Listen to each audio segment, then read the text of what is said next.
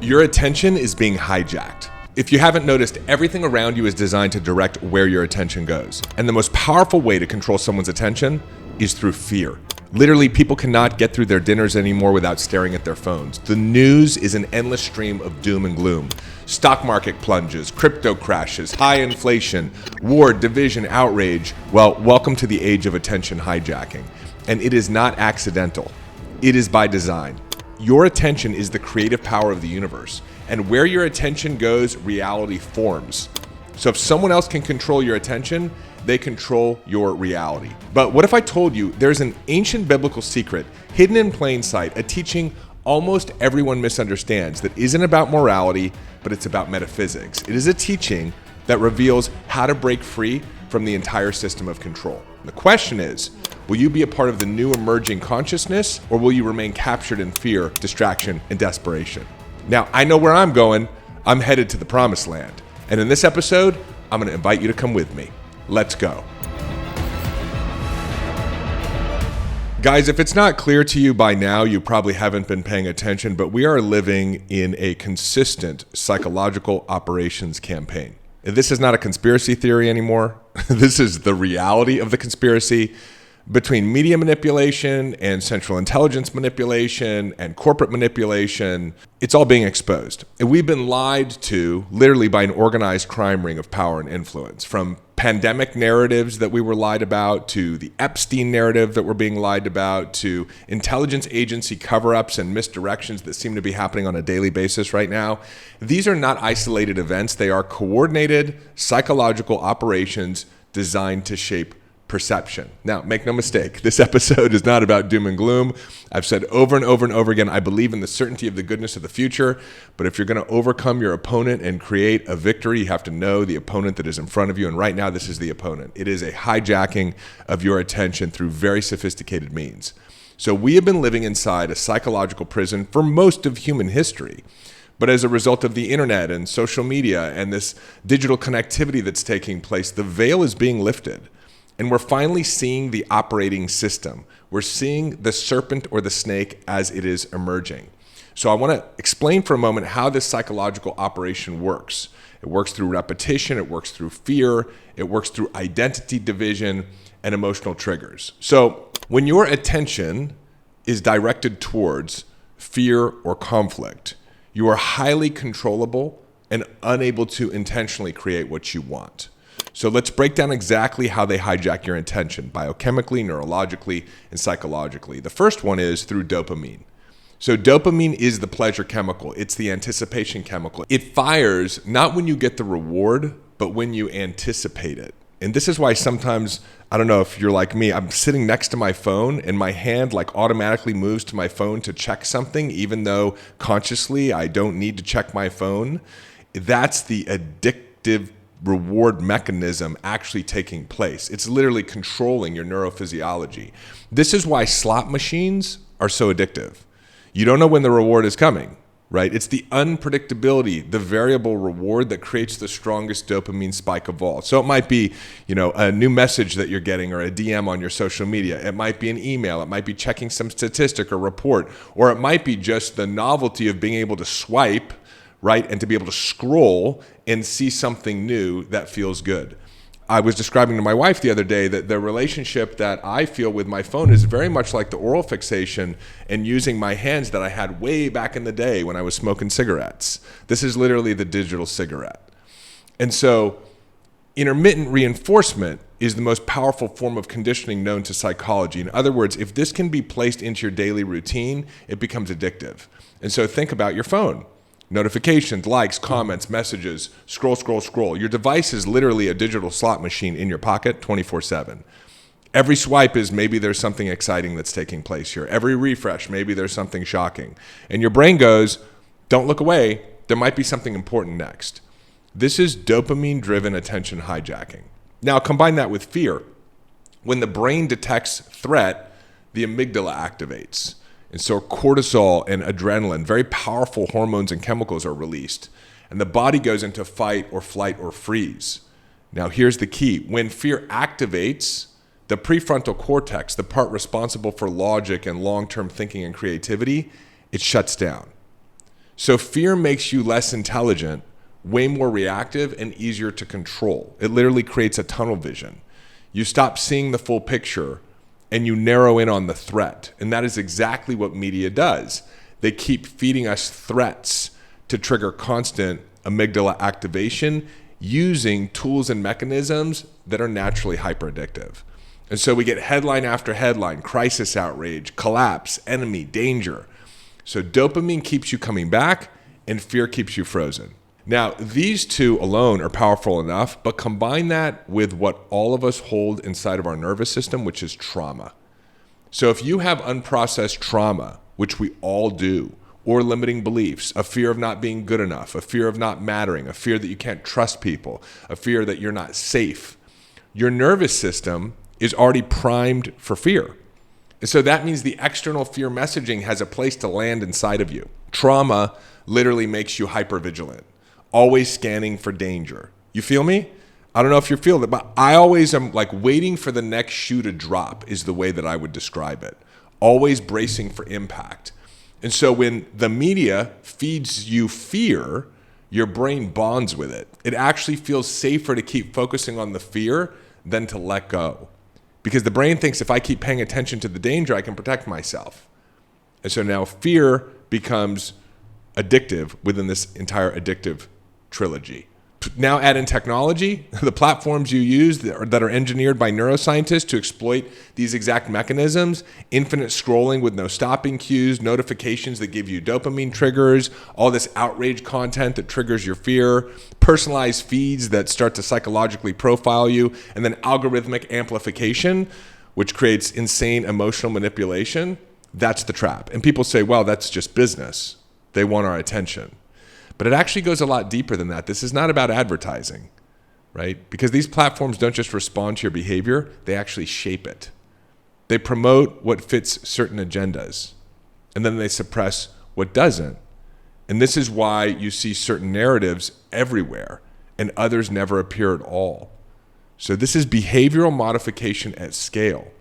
And when they censor voices, they're not just silencing opinions, they're controlling the information that your brain has access to. So from a neurological perspective, censorship literally limits your mind's ability to construct alternate realities. It limits your possibility and it locks you into the possibility that they want you to believe in. So this is psychological warfare disguised as social media. And that's why we're finding every social media organization is actually coordinating or literally has within its organization a division that is connected to central intelligence, to intelligence agencies. So if you don't understand the biological and biochemical game being played on you, you're actually going to think that your thoughts are your own, when in reality they're not. Your nervous system has been hijacked. Now, I didn't start out really trying to expose any of this. I just wanted to heal myself. I just wanted my life back. And I got into personal growth, and then I got into mindset. But I was fortunate that in the early 2000s, I had a company that I started, and I hired a bunch of young guys who would have been considered conspiracy theorists. And so they started talking about how there was a global structure of organized crime that was manipulating finance and controlling the media, and it all just sounded like a bunch of bullshit to me. But over the last 20 years, we've actually seen how that is actually the case. And so not only was I exposed to these ideas early on, but then as I started to heal myself and really look at how to create my own reality and looking at it from a root cause level, which was alleviating myself of my trauma and understanding these creative metaphysical principles of how you create your own reality, like that are talked about in Napoleon Hill's Think and Grow Rich, or Neville Goddard's, collected works, or Florence Scovel Shinn's The Game of Life and How to Play It. And then ultimately the Bible and a lot of the teachings of Jesus, because he was the greatest metaphysical teacher in the history of the world, from my perspective. Eventually I stumbled into the truth, which is self-help or mindset is not some soft skill. It's actually the key to understanding global power. It's the key to understanding how we're going to create a new reality. Because whoever controls your mind controls your reality. And when you reclaim your mind, you become ungovernable.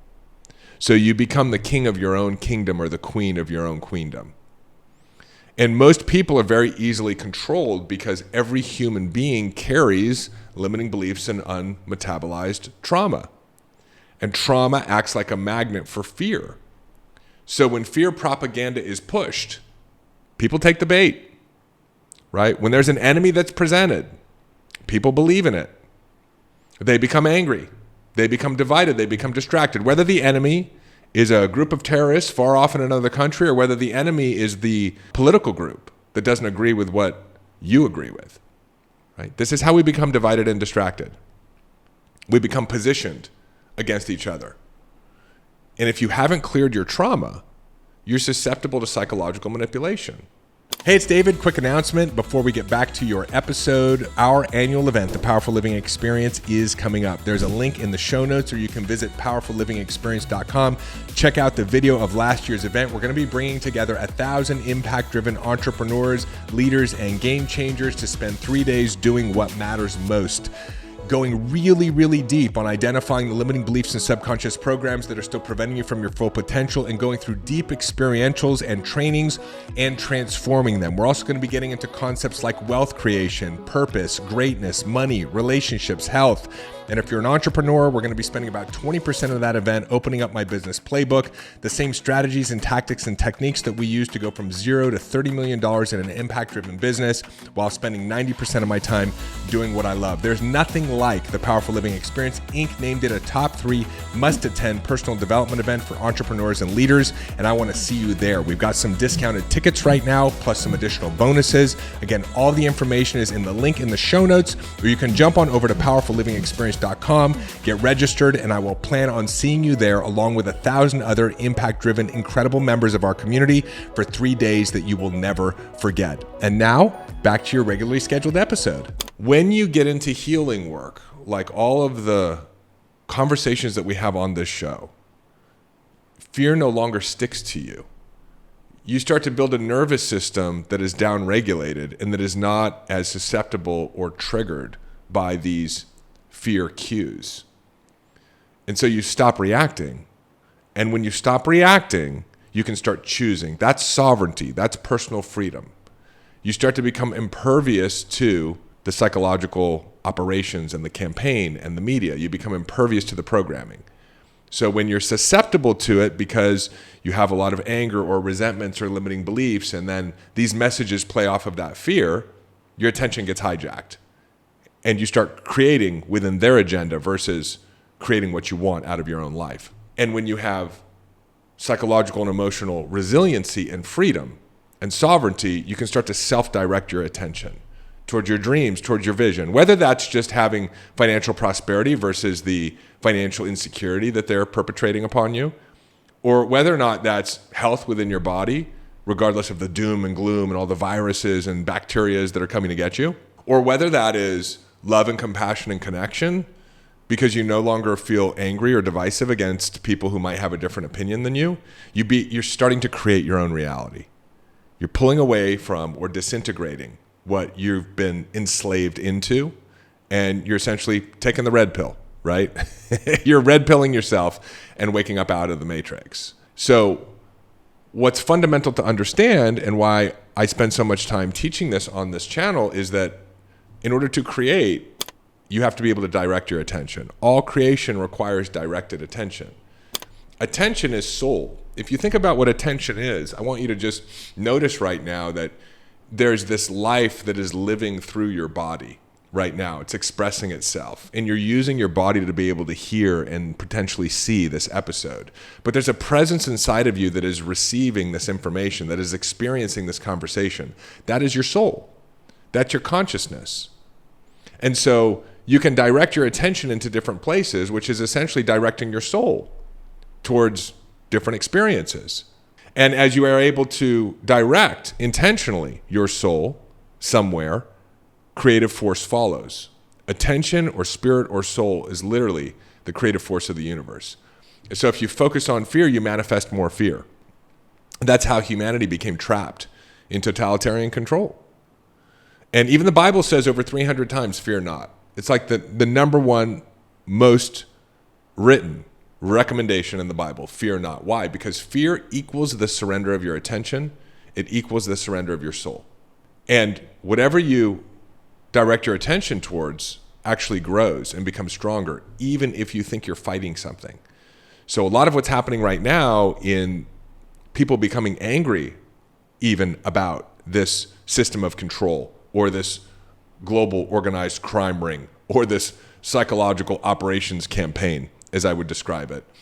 As you start to become angry about it and you start to resist it, you only make it stronger. And this is where I want to present the solution to you, because it is actually hidden in one of the most powerful teachings in the Bible. This is not a religious thing, this is a metaphysical thing.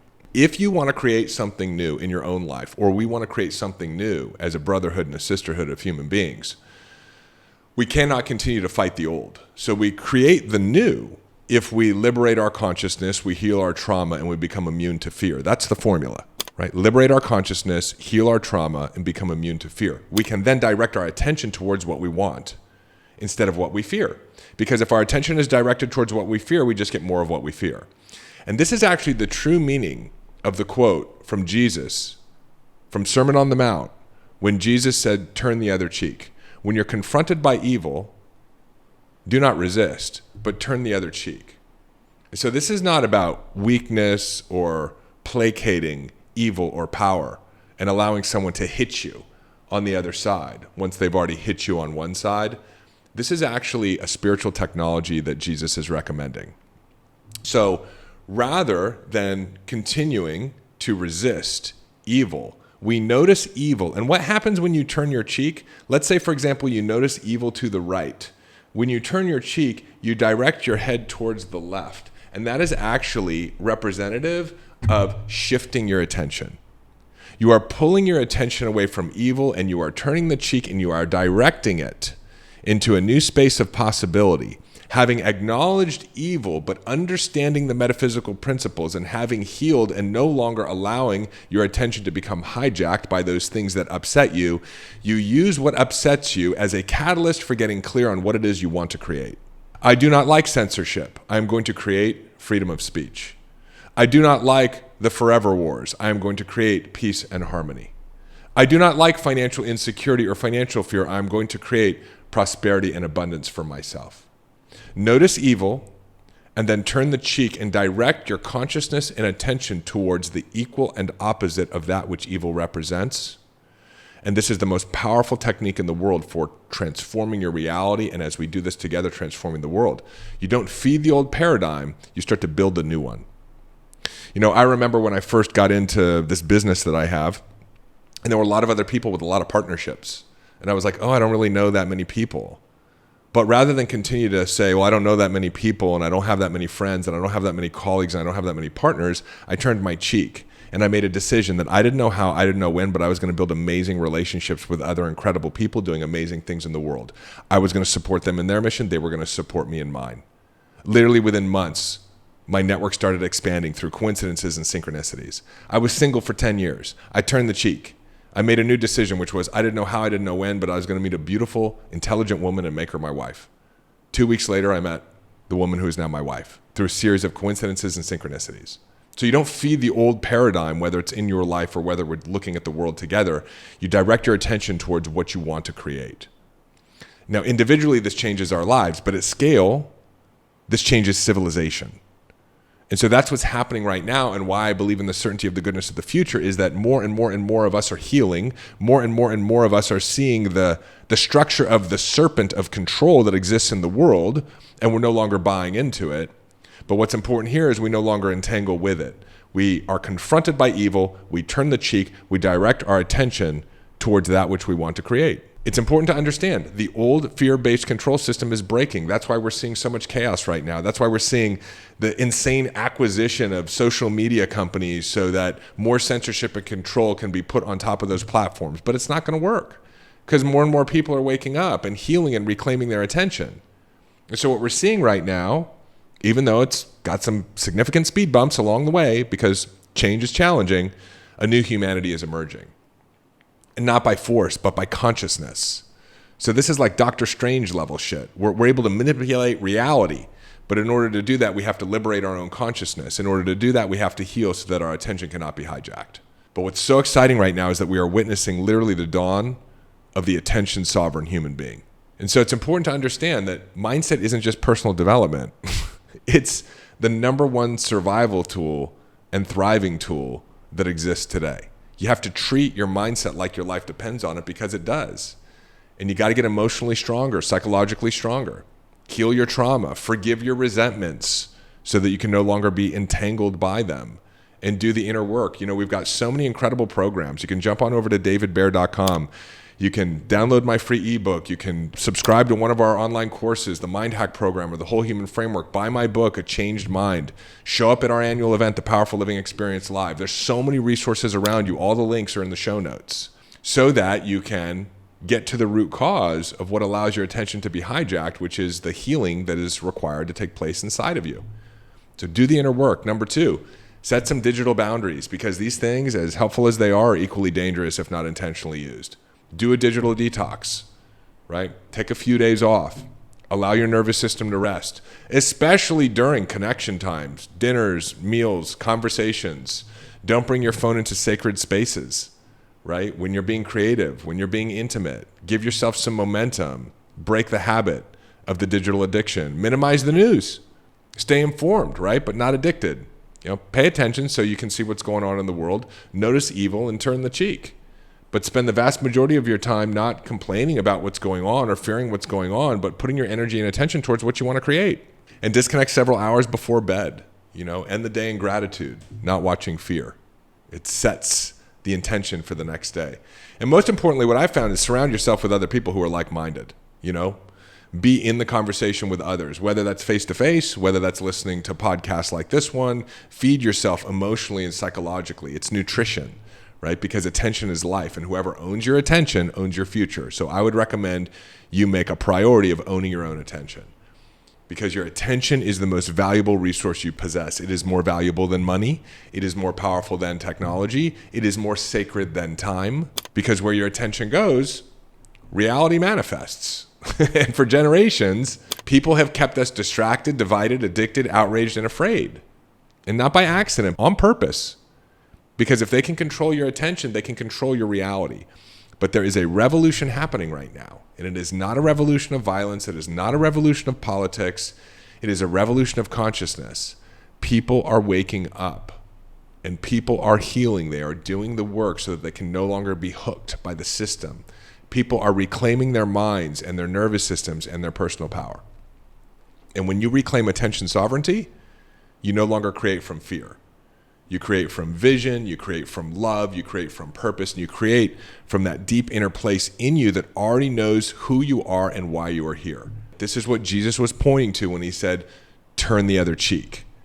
He was saying, stop feeding darkness with your energy. Stop entangling with lies. Stop pouring your soul into fear and lift your attention to a higher reality and create from there. Live from there. Lead from there. Because the kingdom of heaven is not a place. It's a state of consciousness. That's why he said it's inside of you.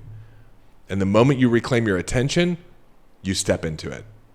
And so right now, decide, will I continue giving my attention to fear and conflict and manipulation, or will I become one of the awakened ones who consciously designs the next era of humanity? Because make no mistake, a new world is emerging and we're all coming together to create it together. At all different stages, no matter where you are in your journey right now, you can make a decision to contribute to a more loving, a more free, a more intelligent, and a more abundant world. And that's where I'm going. I'm 100% committed to it. And I'm walking toward that promised land. Not someday, but now, one day at a time. And in this episode, I'm extending my hand to you because I want to walk there together, right? Let's reclaim our attention. Let's reclaim our power. Let's reclaim our destiny. And let's build the new reality one step at a time. I love you so much. Thank you for allowing me to share this with you. If you love this episode, do me a favor, share it with somebody else. Subscribe to the channel if you haven't yet, and check out any of the other episodes. Just play the roulette wheel of the David Bear YouTube channel, A Changed Mind, because you know what? There's a reason why this episode showed up for you today, and my guess is that YouTube understands which episode you need next, and I will see you in the next episode. Hey, it's David. Hop on over to davidbear.com. Click right here. There's also a link in the show notes, and sign up for our newsletter. You'll get immediate access to my free Mind Hack ebook, as well as a couple of trainings to help you master the inner game. This is a great way to stay informed and be a part of our community and be notified of special announcements. Click below, head on over to the website, get subscribed. If you loved this video, make sure you check out this one or this one, and I will see you in the next video.